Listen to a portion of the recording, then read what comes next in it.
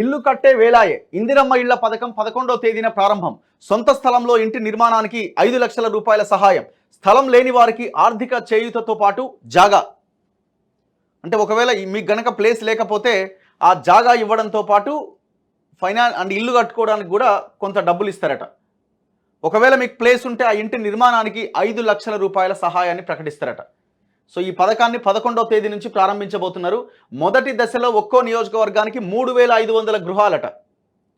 అంటే ఒక్కొక్క నియోజకవర్గానికి 119 నియోజకవర్గాలు ఇంటూ 3500 ఇండ్లు, ఒక్కొక్కరికి 5 లక్షల రూపాయలు జాగా ఉన్న వాళ్ళకి. పగడ్బందీగా అమలుకు విధి విధానాలు ముఖ్యమంత్రి రేవంత్ రెడ్డి వెల్లడి.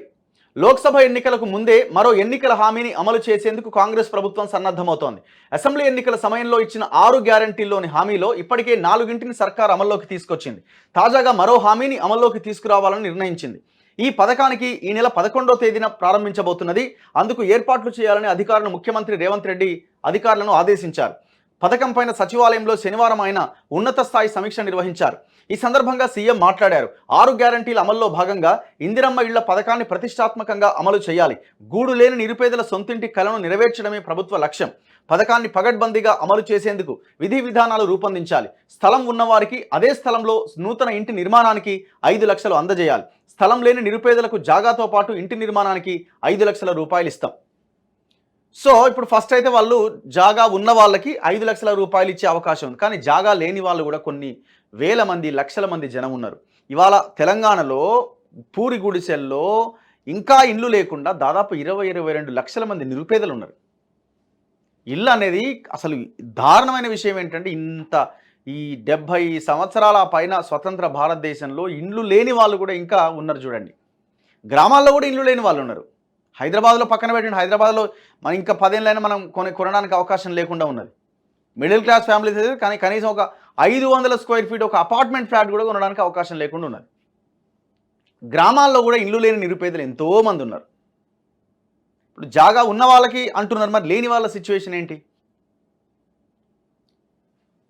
దుర్మార్గుడు డబుల్ బెడ్రూమ్ ఇండ్లు అని చెప్పి మొత్తం జనాన్ని 2 ఎలక్షన్లో ముంచేసిండు. జాగా ఉంటే 6 లక్షలు ఇస్తాం, 5 లక్షలు ఇస్తామని తర్వాత 3 లక్షలకు తగ్గించి దాన్ని కూడా ₹1 ఇయ్యలే. మరి వీళ్ళు కూడా ఇప్పుడు ఎంపీ ఎలక్షన్ల కోసం అని కాకుండా, ఇది ఎంపీ ఎలక్షన్ల కోసమే మేము ఇది ప్రకటిస్తున్నామని కాకుండా కేసీఆర్ లాగా, ఎందుకంటే ఆయన కూడా ఎలక్షన్లకు ముందే ఇట్లాంటివన్నీ గుర్తొస్తాయి, మేము అనుకుంటలేం మిమ్మల్ని. సో చిత్తశుద్ధితో ఈ పథకాన్ని ఒక 2 రోజులు లేట్ అయినా పర్లేదు, ఆ నిరుపేదలైన ప్రజలకి ఇల్లు కట్టించే బాధ్యతను మీరు తీసుకోవాల్సిన అవసరం ఉంది.